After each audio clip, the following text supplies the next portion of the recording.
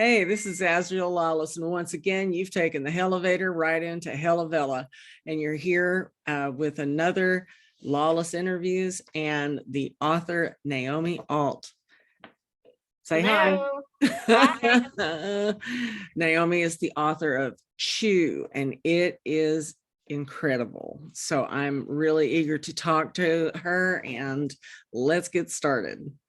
So, what's the famous first question? If you've ever seen one of these, my famous first question is, when did you get started writing? Oh, I actually was watching your back episodes, but I forgot this was your first question. So I was writing just as a hobby. Still is kind of a hobby, really.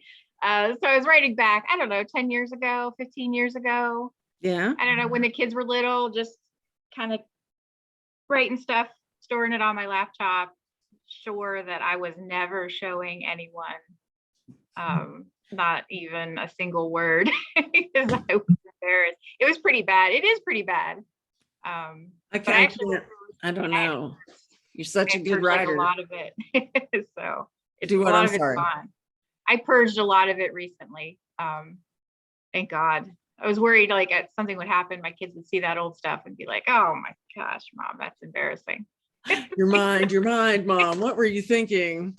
Motherhood's tough, kids. Motherhood is tough. But yeah, so I mean, when you have little kids, you either have time or money. At least that's been my experience in life, but never both. So I had a little bit of time and no money, and so that's kind of what I did to entertain myself.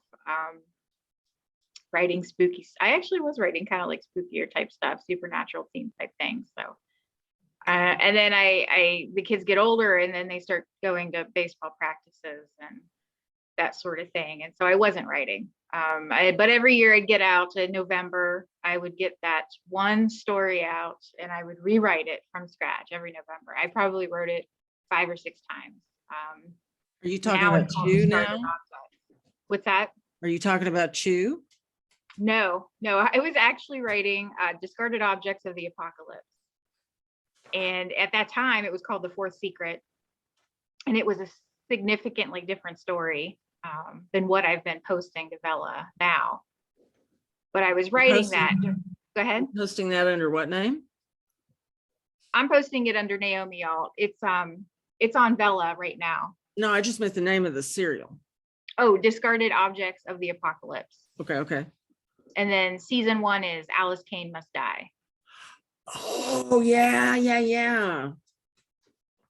So, I was writing that back during lockdown. I decided, because I suddenly had a lot of free time.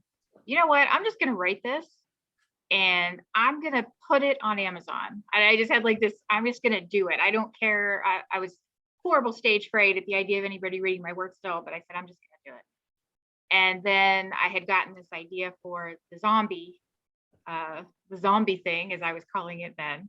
I was watching a movie and it was a zombie movie and it was actually pretty good. It doesn't get a lot of, it's called Alone, and it has Tyler Posey and Donald Sutherland in it. And the one character asks the other, do you think there's a cure? Do you think they'll find a way to fix this? And Donald Sutherland's character was just horrified. And he said, why would you want that? That sounds terrible. Can you imagine if you cured them and they had to live with what they'd done or something along? I'm paraphrasing. Yeah. But I paused it right there in the movie and it just hit me like a ton of bricks. I'm like, that is awful. Like, just like you said, that would be awful. That's terrible. Right. And I went out into the kitchen where my laptop was, because that's where my office was at the time. Table, and I just started writing.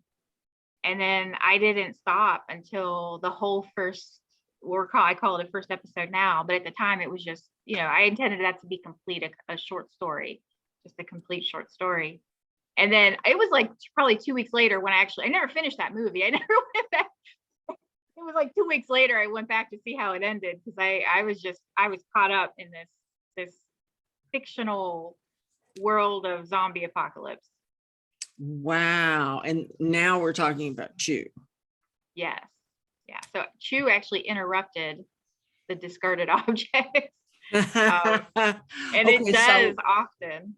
so can you give me a timeline? So you on discarded objects, you said you during the lockdown you were writing and you just decided that that's it, man. I mean, I think all of us felt that way, right? Like I don't know if this is it. If Right. this is it, well, by God, I'm going to do something. Right. But a lot of us felt that way. A lot of Vella writers. How did you already have something out on Kindle Unlimited, or were you planning to put this out on Kindle and then discovered Vella? No, I was just still working on the on discarded objects when like I said, I got interrupted by this entire zombie. I got sidetracked by Right. that. And then I think I heard about Vella back, maybe it was April. I don't remember when they put the first announcement out. But when I heard about it, I had already decided by then to go on and keep writing in this zombie universe, because I kind of had, and it was funny because in my head, it was playing out like episodes. You know, it originally started at a much different point than what has been published, but you know, it revolved around Lazarus and there were episodes, and I thought this is perfect for, you know, the way that I've been doing it already, and it just seemed like a no-brainer. So then you just sort of Right. just adapted it and stuck in discarded objects. How many episodes did you enter Villa with? For Chew? No, for discarded. Oh, for discarded objects. I went back. I didn't launch that until November. I launched Chew in July. Okay. And that was what I ended up publishing first. I wrote it last, but published it first. Oh, okay. And then I thought it was the other way around. Yeah, and then discarded objects. I had written that more like a novel, and that required a significant amount of editing to try to make that fit a serial format. Okay.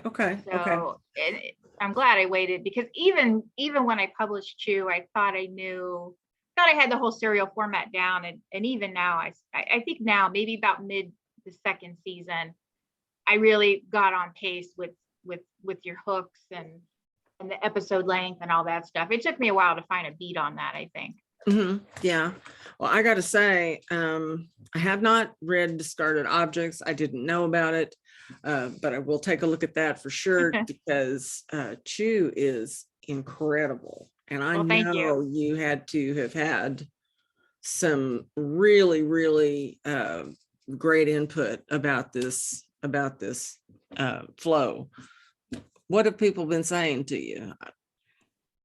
I'm surprised. I was really surprised by the favorable things people said about it, because I mean, when I was plotting it out, I was kind of shaking my head at myself, like, you know, who wants to read about cured zombies? Like, what, you know, and I tried to find examples, you know, in other books with the same subject, and I didn't see any, although since that time I have heard other people have said that there are some. So I'm going to track those down and read those, but I didn't see any other ones. I never heard of one. Yeah, I didn't. And then when I was halfway through, I heard about a movie called The Cured. And I actually got a little bit nervous because I thought, oh man, here I thought I was original. And now there is a movie with the same exact subject. So I did watch it, but we're pretty far apart. So okay. I didn't have to worry about that. Yeah. But that's a good movie though, by the way. Is it? Yeah, it's quiet. It's a quiet, sort of suffocating horror film, which is my favorite. I love that kind. So yeah, so I thought it was good. But yeah, I forget the question. I got totally sidetracked by The Cured. No, that's okay. It was like because you're answering things that I want to know. I want to know where the idea for Chew came from. You just told me Donald Sutherland delivered the line that had you like just shut that video down and say, and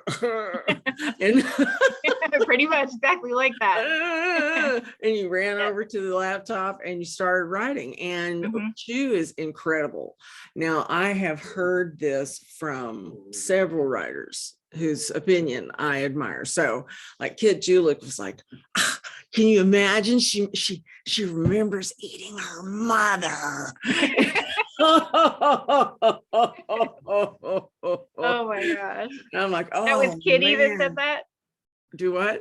Was that Kitty that said that? That was Kitty. Yeah, absolutely. Absolutely. And then, you know, of course, Gage Greenwood loves it. He's all like, I'm so jealous of you people getting to like experience it for the first time. And so, yeah, I mean, it's wonderful. And I'll tell you something else. What I high praise, because I was reticent to read it because I don't like zombie stuff. You know, I don't like zombie stuff, but this is not your average. This ain't Walking Dead. This is not that. You know, this is awful. This is like, it could happen. It's I think that makes it worse. Yeah. The fact that it maybe could happen. Yeah, that is definitely worse. Whoa. And the writing is exceptional. Where did you learn to write like that? Just experience, or, you know, what is going on with that? You know, it's funny. I don't have a college education, never went to school for anything like that. But I'm a course junkie, and we were remodeling the house and finishing up, and I started unpacking my things, and I came across the binder that I had made, and it was full of like free online writing courses that I had, you know, where I was trying to teach myself how to write, and I would print out the courses and put them in this binder. And the binders, you know, it's one of those big like 4-inch ring binders, and I had it full. Now I'm not going to say that I finished all of those courses because I historically am not a good finisher. But yeah, so I would say over the years, I think it started, I looked at the dates on where they were printed. It was like 2012. And they stopped around 2014 because that's when I stopped writing and that sort of thing around then. But so for 2 years, I guess I did like this many online courses, many free ones as I could find. So wow, that's incredible. Other than bothering people and saying, hey, you know, when I was getting ready, I was really nervous about publishing Chu. And so I did kind of bother some people who were nice enough to take a look at it and say, yeah, I think it's good, or, you know, maybe you want to change this or that, which helped a lot because you write in a vacuum. I didn't know anyone who could give me any kind of technical writing advice. So that was very helpful. That is absolutely incredible. And your style is wonderfully fresh and your voice is very clear. I just think it's really quality work. And man, you sucked me in like a Dyson. That's good to hear. What are you doing? My dog is having a fit over here. Here, let's look at him. Oh, hello. That's Tucker Wayne. What's his name? Tucker. Hello, Tucker. Yeah, Tucker Wayne. We call him T Wayne for short. T Wayne. T Wayne, like he's a rapper. He's my dog is sleeping. Yeah. Yeah, he normally is. He's constantly in a blanket, and I don't know what he's bragging about, but I'm gonna put him back on the couch and give him his blanket. You're gonna get your blanket. You'll get your eye drop when I'm done.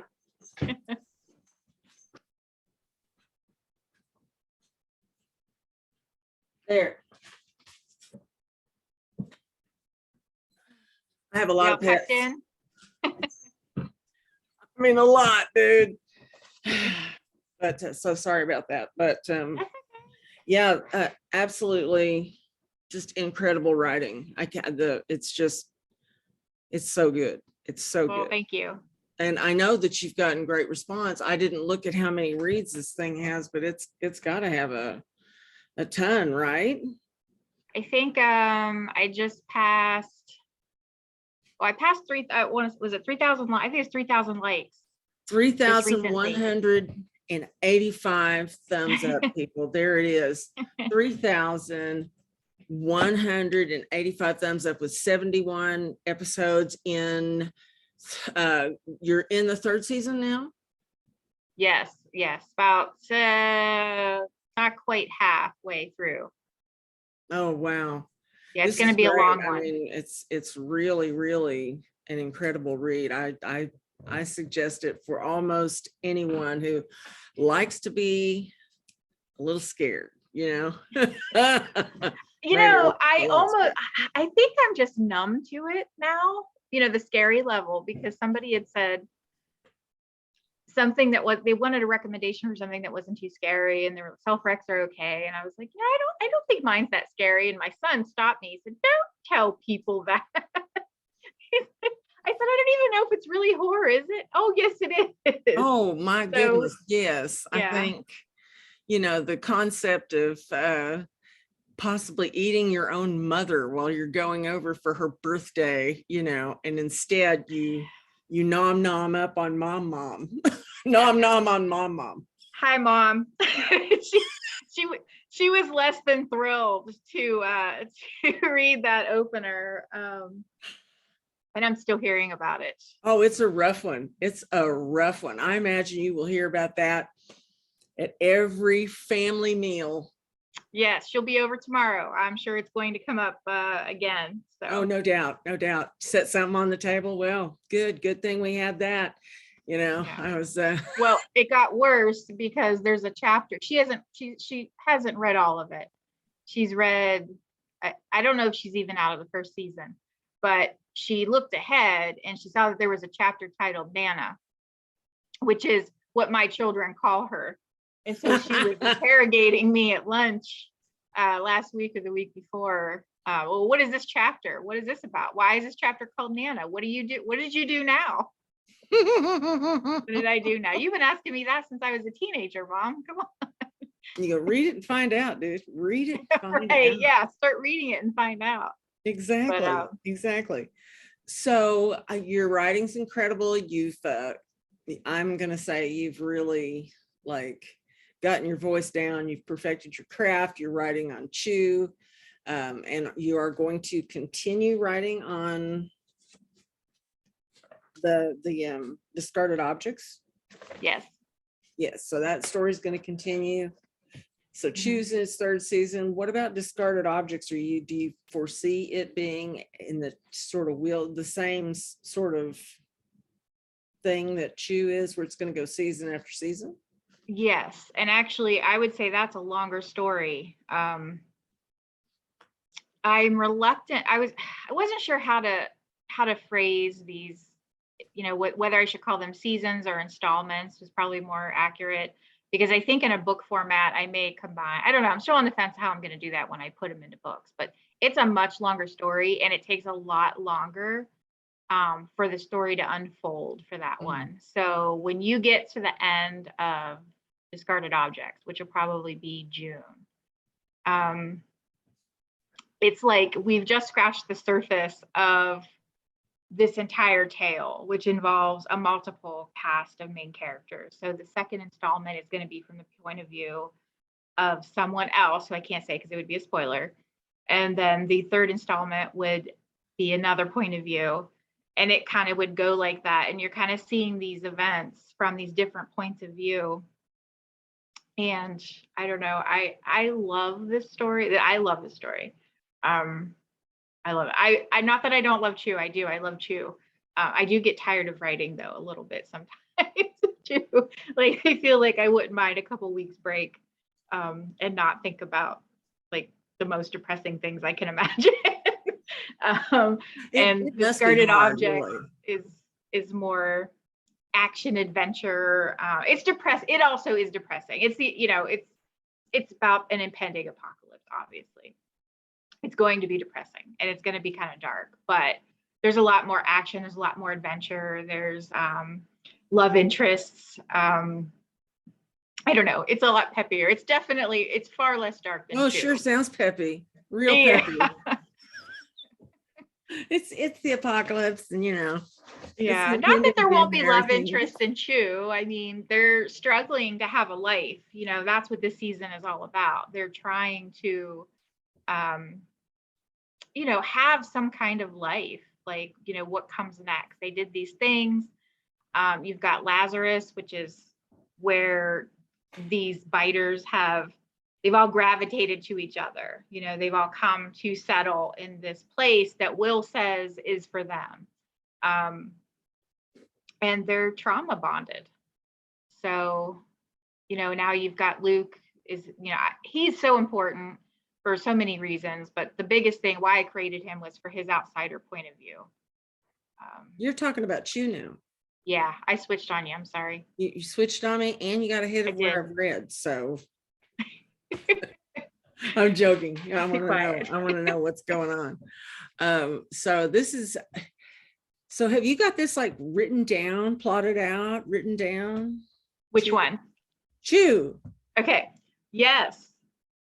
Yes. I Not have a so Bible. no, so not really a pantser. You're not really a pantser. So part of the reason why I am only just now publishing is because I could not finish things. I would write things and they would go great, and you get to about the middle and then it just sort of would, peter out. And I used to say, well, it's because you don't have anybody reading it and you lose interest, blah, blah, blah. But no, it has nothing to do with it. It was all about me. And I watched a masterclass. I signed up for masterclass when lockdown happened. As I figured as a family, maybe we would be interested, but I'm the only one that actually watched it. And James Patterson did a masterclass. And I don't read James Patterson. And I used to hate him because I worked in the library and I used to hate finding room on the shelves for all his books. But his masterclass was awesome. Was it? And he talked about his outlining process. And I guess I never really, in all those courses that I had been taking, I never really paid much attention to outlining. And so I started like kind of diving into that as a subject. And I ended up reading a book by Lisa Caron. I don't know if I'm saying her name right, but it was all about outlining and plotting out a story ahead of time. And so I tried it, and I ended up coming up with not only the first book, but I have the whole entire, like 9-season story arc plotted out.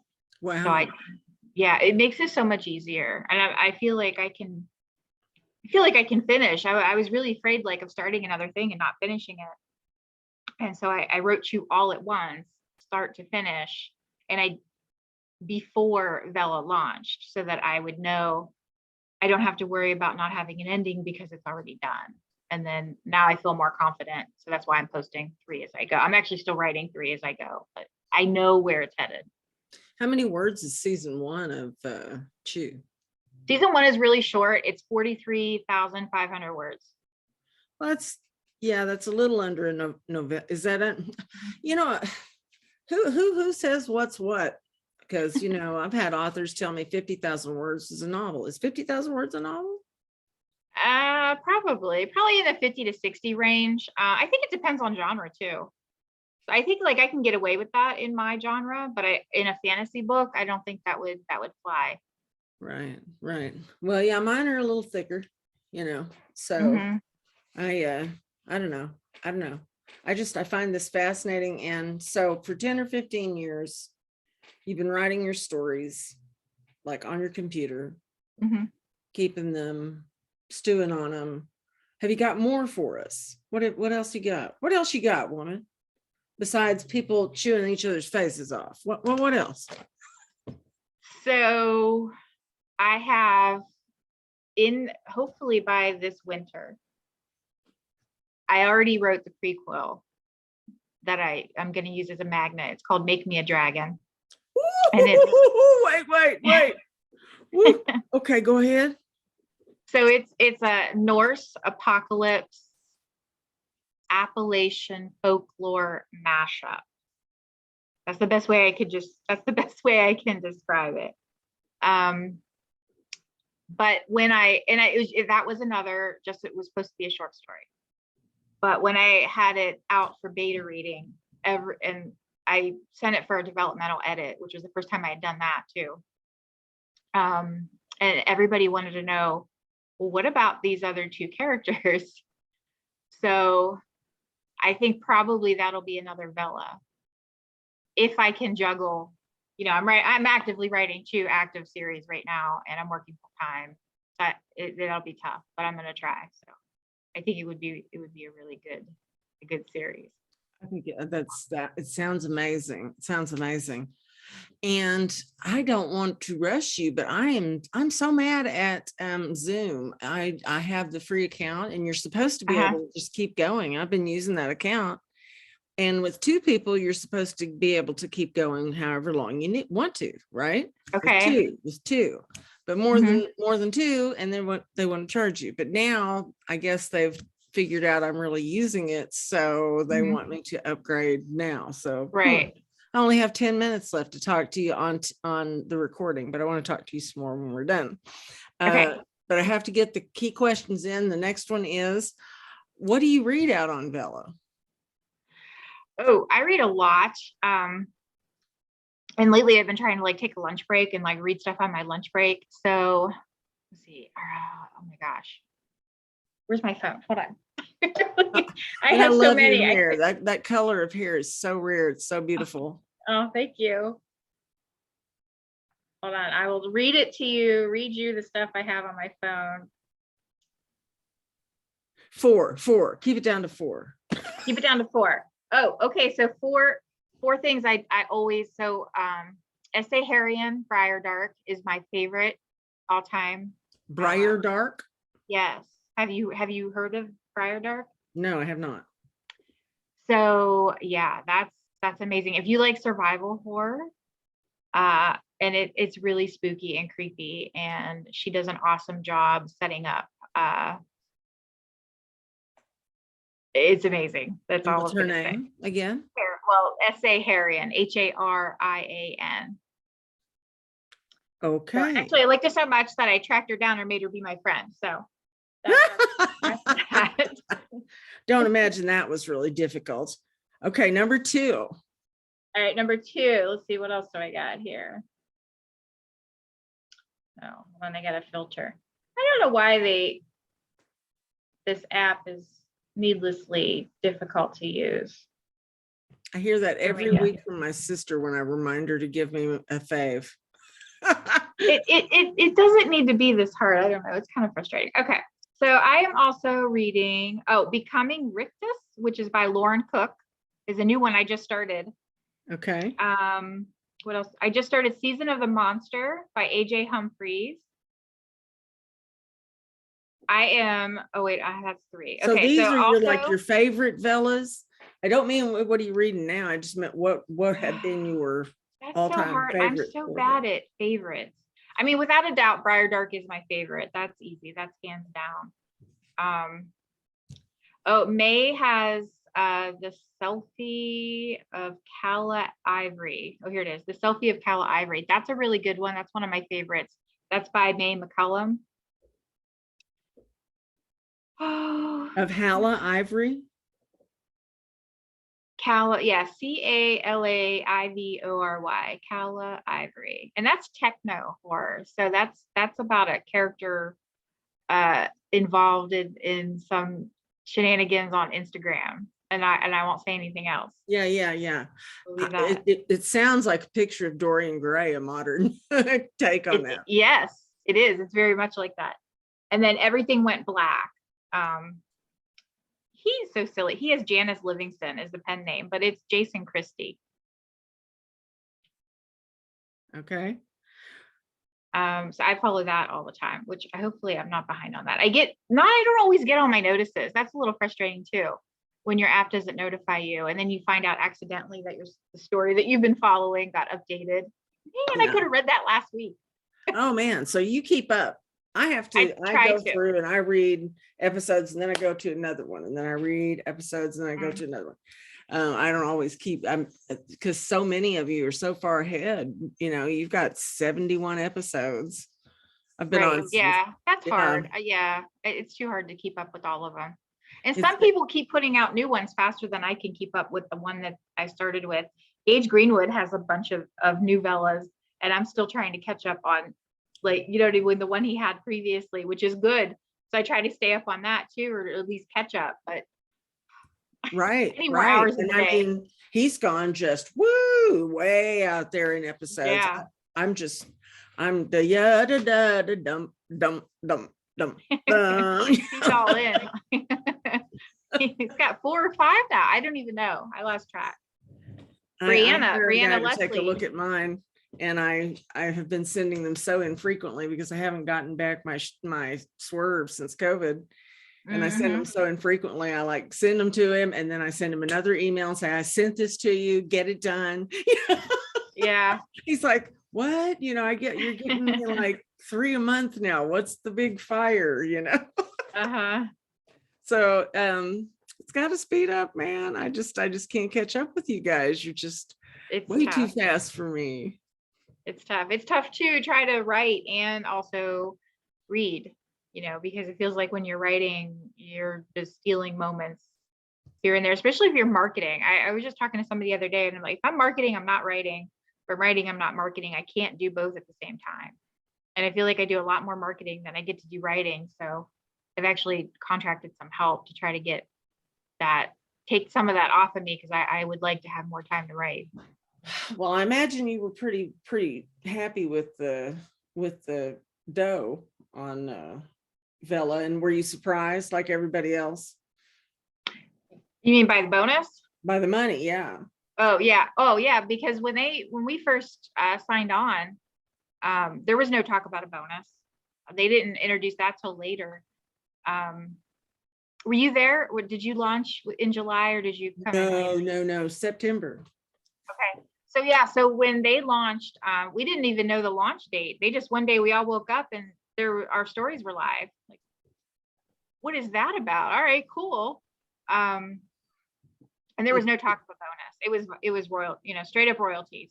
And I remember I made my first $1 in royalties, and I took a screenshot. I sent it to my by then I had told I originally started in secret. Nobody knew. I didn't tell my kids or my husband that I was writing, because I was embarrassed.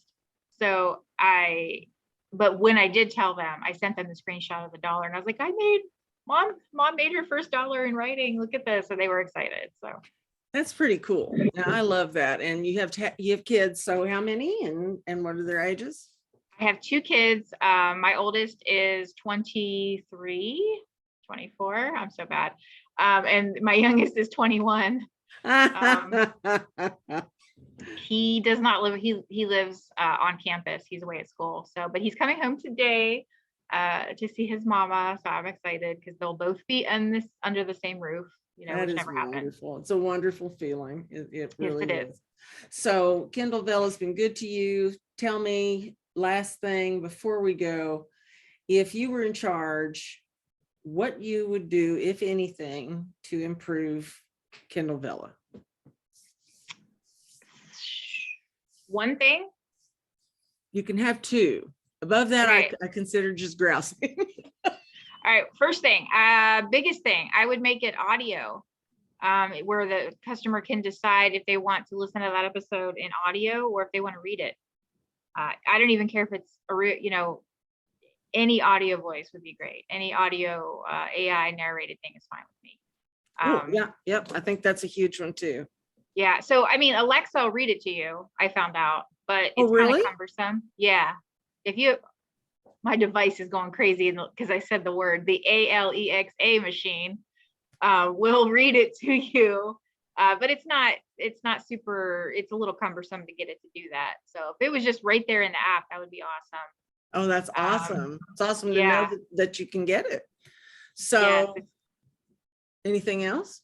Yes, I would say they should have a liaison, a better one anyway, and communicate with the authors more. Well, that would be nice, wouldn't it? That would be nice. There I don't care if some it's bad problems. news. Bad news is fine too. Just tell us. That's all. I don't care what it Right. is. Just let us know. Just let us Yes. know. Those are the only 2 things I'd change. the very last thing is, what would you say? What are you saying to the people who are clicking on your links for the first time after seeing this video and go, click, I'm clicking on you? What would you say to them? Oh, well, thanks for trying it out. That's, that's thank you for trusting me and trying it. I guess that's it. It's a wonderful read. And I was almost